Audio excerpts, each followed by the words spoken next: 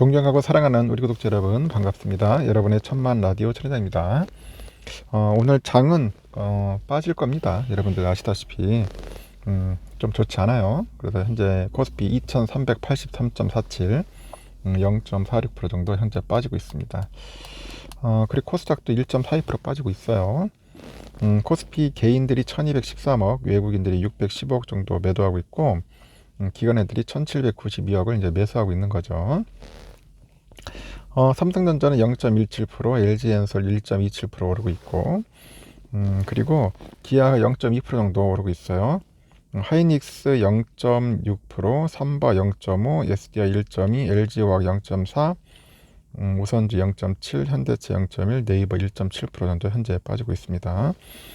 코스닥은 많이 빠지네요. 1.42% 빠지고 있고, 외국인이 760억 정도 매수하고 있는데, 개인과 기관들이 현재 매도하고 있습니다. 에코프로비엠이 3.2% 오르고, 에코프로 10.5%, HLB 0.1, 프라비스 0.9% 오르고 있고, 셀트리온 헬스케어 2.89, LNF 1.07, 카카오게임즈 1.29, 셀트리온 제약 4.1%, SM 19.4% 정도 폭락하고 있죠. 거의 이제 그런 모습을 보이고 있다는 거 참고하시면 좋을 것 같습니다. 실리콘밸리 은행의 파산으로 인해서 위험자산 회피 심리가 오히려 연방준비제도의 그 긴축 완화 가능성을 불러일으키면서 달러와 약세 재료로 소화되고 원달러 환율 하락을 이끌 것 같아요.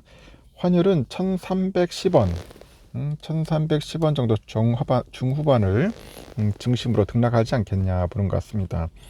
서울 외국간 중계에 따르니까 간밤에 뉴욕 차익 결제 선물한 시장에서 그 거래된 원달러 1개월물이 1318.01원에 최종 호가됐는데, 최근에 1개월물 스왑 포인트를 고려하니까 이날 환율은 전 거래일 종가보다도 3.75원 정도 내려서 개장할 것으로 현재 보입니다. 글로벌 금융시장의 리스크 오프에도 연말 연준의 정책금리 인하 가능성을 점치는 시장 참가자들이 늘어나는 분위기인데, 미국의 역대 2위 규모의 SVB 도산으로 인해서 연준이 긴축 속도를 늦추고 연말 금리 인하를 단행할 수 있다는 낙관론이 떠오르더라고요. SVB는 대규모 예금 인출에 직면한 뒤 증자에 실패하면서 매각을 추진했는데, 당국이 은행을 폐쇄하고 정부 관할로 전환을 했습니다. 이에 연쇄적인 미국 소규모 은행 도산 가능성이 또 제기되면서 연준의 긴축 속도 조절 가능성이 부활을 해요. 이에 지난 주말 연준 통화정책에 민감한 미국제 2년물 금리는 전거래일 대비 29bp 급락을 합니다. 지난주 발표된 미국 고용지표도 국채금리 하락에 영향을 미쳤고, 2월 비농업 신규 고용 31만 1000명 증가해서 예상치를 상회했는데, 임금 상승이 전월비 0.2%에 그쳐서 임금 상승 속도 둔화가 인플레이션 압력 완화로 이어질 수 있다는 그런 해석도 있어요. 이런 분위기에 주요 6개국 통화 대비 달러 가치를 지수한 달러 인덱스 104선 초반대 내렸고, 달러 인덱스는 11일 오후 7시께 104.10에 거래되네요. 아울러 외환당국의 미세 조정으로 인해서 여기에 롱심리 억제와 단기 고점을 확인한 수출업체하고 중공업체 그 내고 물량이 더해져서 환율 하락에 영향을 미칠 것으로 현재 보는 것 같습니다. 다만 꾸준히 저가 매수로 하단을 지지하는 수입업체 결제 수요와 위험자산 회피 심리를 반영한 국내 증시 그 외국인 자금 순매도가 환율 낙폭을 제한할 전망인데, 무역 적자 개선 신호가 미미한 가운데 환율 하락 시에 적극적인 저가 매수로 대응하는 수입업체 전략은 유효할 것이다, 그렇게 보는 것 같습니다. 참고하시면 좋을 것 같아요.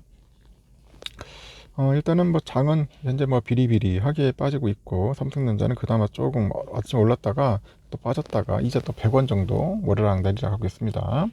그리고 외국인들이 한 10만 5천 주 정도 현재 사고 있고, 기관들이 좀 48만 주 정도 사고 있는데, 개미들이 아침에 판다고 정신이 없었던 것 같아요. 막 그냥 폭탄 물량 나오기 시작했고, 그리고 오선주도 52,700원, 800원에서 좀 빠지고 있어요. 4,500원 정도 계속 빠지고 있습니다.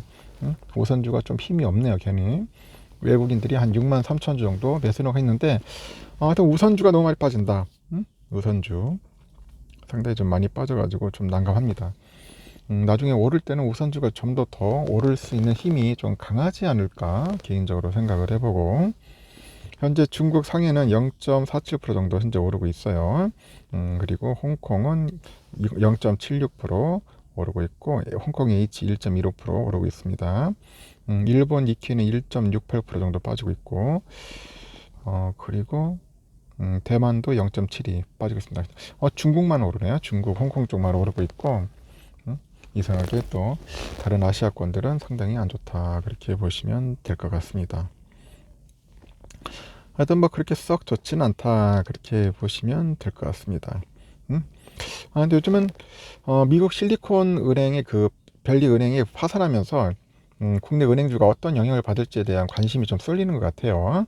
SVB는 1983년에 설립된 미국의 상업 은행이에요. 자산 규모로 22년 말 기준 한 2천억 달러 정도 됩니다. 263조짜리 은행이에요. 263조짜리 작은 은행이 아니라고. 미국 스타트업 대출에 특화된 은행으로 소문이 나면서 몸집을 불렸는데, 실리콘밸리 내에서도 가장 큰 은행입니다. 근데 일단 지난 10일 국내 은행주는 일제히 하락을 했어요. KB금융도 전날보다 1.9% 빠져서 49,700원에 거래됐고, 신한지주 1.65, 하나금융 1.29, 우리금융도 한 2.42% 정도 하락을 했죠. 카카오뱅크도 많이 떨어져서 3.04. 하여튼 연일 약세예요. 지금 은행주들이 아주 비리비리합니다. 13일 오전에도 은행주 부진은 여전한데 10시 44분 시간 딱 보니까 우리금융도 0.7% 하락을 하고 있네. KB 0.1, 신한지주 0.28, 하나금융 0.47 다 빠지고 있고, 카카오뱅크도 1.67% 하락을 해서 23,600원에 거래를 합니다. 일단 은행업 전반에 대한 시스템 리스크로 번질 가능성은 낮아요. SVB 파산으로 가장 핵심이라고 볼 수 있는 그 고금리 부담에 취약한 자산 구조를 형성했다는 점인데, SVB는 즉각적으로 활용할 수 있는 현금이나 그 현금 등가물의 비중이 총 자산의 6.5%에 불과합니다. 그래서 SVB는 국내 은행과 그 사업 모델이 달라요. 그 국내 은행의 유동성 위기로 번질 우려는 제한적인데, 다만 전반적인 시장 변동성이 확대된다면 은행주에 미칠 영향은 불가피하다, 그렇게 보는 것 같습니다. 증권 전문가가 아닌 은행업 종사자들 또한 비슷한 분석을 내놓는데, 그 익명을 요구한 한 은행 관계자가 그래요. SVB는 지금 예금도 실리콘밸리 지역의 기업들을 대상으로 했고, 채권도 많이 보유하고 있는 등 특이한 구조로 되어 있다고 합니다. 국내 은행과 정확히 비교는 어렵고, 당장 국내 은행의 그 위기가 전이되지는 않을 것이다 분석을 하는데, 그러면서도 기업 위기가 확산될 경우에 포트폴리오가 그나마 유사한 기업은행 정도가 영향을 받을 수 있다고 그렇게 지적을 하는 것 같아요. 다만 주가만 보면은 당분간은 부진할 가능성이 크고, 주요 은행들의 역대급 실적에 올해 초 상승하던 은행주가 지난 말부터 하락하기 시작을 했어요.